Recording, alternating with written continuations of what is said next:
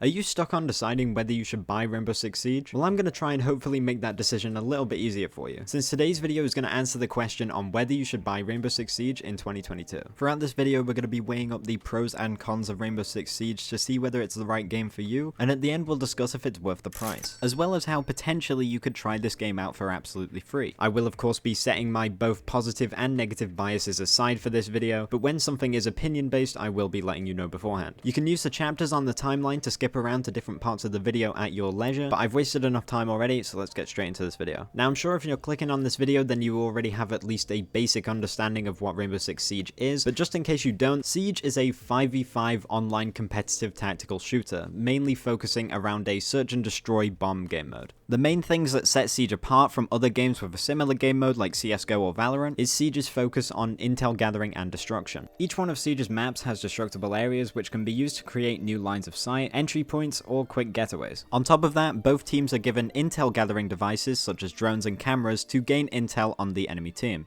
Siege has accumulated a wide variety of different characters to play as since its release, totaling up to 65 unique characters at the time of this recording, with another operator releasing every 3 months or so. But we'll get more into the live service model that Siege follows a bit later on in the video. The game has an incredibly strong learning curve and a lot of different mechanics to master, considering that the game is now nearly 7 years old. It's safe to say there's a lot to learn in Siege, and that is something that you have to know going in if you plan to play the game at least semi-seriously. With that said, it can be very daunting for newer players who are just getting into the game, considering how established the community and the game itself already is. I'm also going to quickly note that this game is 99% online multiplayer, and the 1% that isn't, while maybe servicing as a decent warm-up for the online component, is, for lack of a better term, dog shit. In other words, do not buy this game if you cannot or will not play online. Got it? Okay, now we're going to talk about the positives of Siege, the things that have drawn players to this game over the years. The first thing to mention is that Siege is basically always a learning experience. Now that might not be great for you, but if you are the kind of person who enjoys a challenge and enjoys striving to get better at something, then Siege is basically an endless stream of that. If you are, however, not that kind of person, then it's not that you won't enjoy your time with Siege, it's just that you're not exactly going to be improving at the game very quickly, since Siege's mechanics reward people who really put the time in to learn them deeply. The next thing I want to talk about is the content rollout for Siege. As I mentioned earlier, this game follows a live service model, and I know that that terminology strikes a chord with a lot of people, but Siege does it in a way that you can basically guarantee that you're going to get something fresh every few months or so. Content rolls out on a seasonal basis for Siege, which is usually in the March, June, September, and December of each year. These updates obviously come with your standard balancing changes and bug patches, but it also comes with at least one new character, as well as tweaks to old operators and maps, and occasionally a new map. At around the midpoint of every season, we also get a limited time event game mode, and a mid-season patch which can bring some impactful tweaks to some of the existing characters in the game. Moving on, one of the main things that kept this game alive over the years is its uniqueness. To put it simply, you will not find the Siege experience in any other game on the market currently. No other game combines an importance of intel gathering and destruction like Siege does, and so Siege stands out from the rest of the pack in that aspect. And this creates a really engaging gameplay loop where two games will never feel exactly the same. On top of that, if you're into esports, then there's a pretty large esports scene surrounding this game as well. But of course, no game is without its faults, and Siege has no shortage of them. By far, probably one of the most notorious issues with this game currently that you've probably already heard about is the cheating situation on both console and PC. Hackers get increasingly more frequent in PC lobbies the higher up the ranks you go, and console lobbies are littered with people using a third-party adapter to be able to use mouse and keyboard on console when the game doesn't officially support it. And unfortunately, as more time passes, it seems that nothing impactful on Ubisoft's end can or ever will be done about these issues, which leads me on to my next con of this game,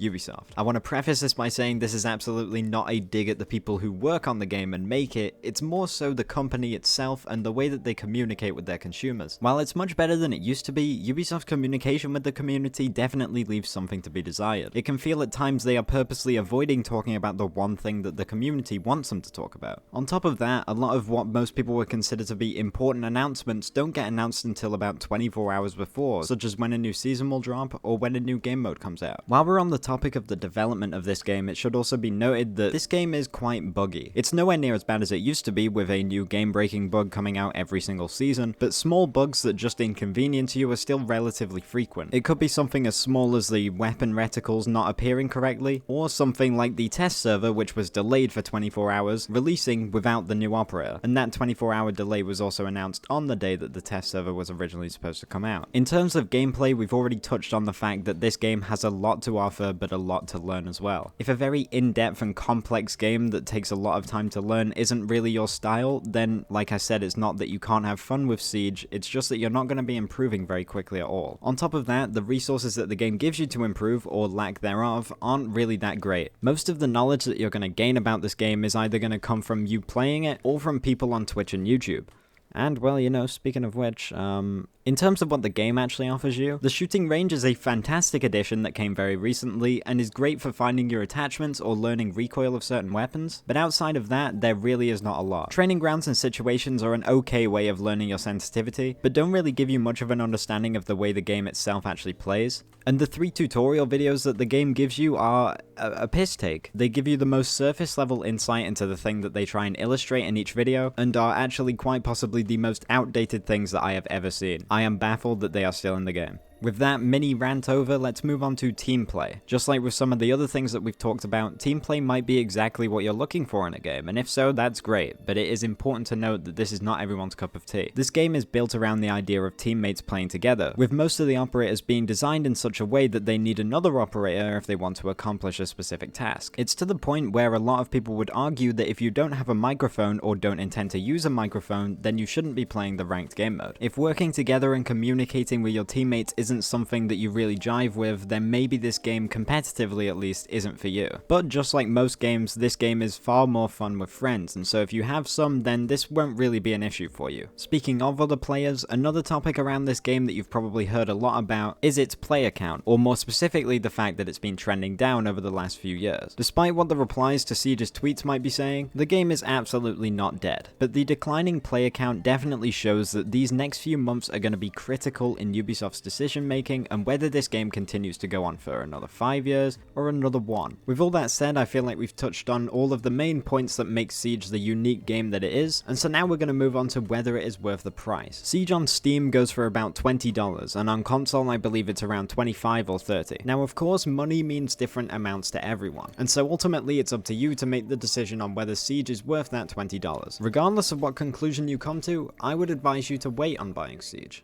And here's why. One of the great things about Siege's content cycle is that every season there is at least one free weekend, where the game will go free for all players on all platforms. This period usually lasts a couple days at most, but is usually long enough to give people a taste on whether the game might be right for them or not. At the same time as the free weekend, the game usually goes on sale for about 70% off, meaning that if it does turn out that you actually like the game, then you can pick it up for about $5 instead of $20. Usually the main way of finding out when these weekends are going on is either by Ubisoft's socials, or from YouTubers doing paid promotions from Ubisoft promoting the free weekend. Speaking of which, Ubisoft, my DMs are open anytime. To wrap everything up that we've talked about in this video, Siege is a rich game with a lot for players to sink their teeth into, but with a few glaring things which keep it from being one of the biggest games on the market. Its unique gameplay loop can keep you playing for years if you are willing to put in the time in order to grasp the key mechanics which make it such a one-of-a-kind experience. Given that, it's certainly not an experience that's for everyone. From a competitive standpoint, the game rewards players who play with their team and put in the time into learning the game. And while by no means does this game have to be played exclusively competitively, that's where the majority of the content in this game lies. I hope this video was able to make your decision on buying Siege in 2022 a little bit easier. If it did, then you could always hit me with the like on the video and the subscribe to the channel. It would be greatly appreciated. If you are a new player to Siege trying to pick up a few extra tips and tricks here and there, then I have a 30 tips in 5 minutes video on your screen right now, and I'm also probably going to be making a 2022 beginner guide at some point down the line, so make sure you subscribe for that. But that's it from me for now. I will catch you in the next one.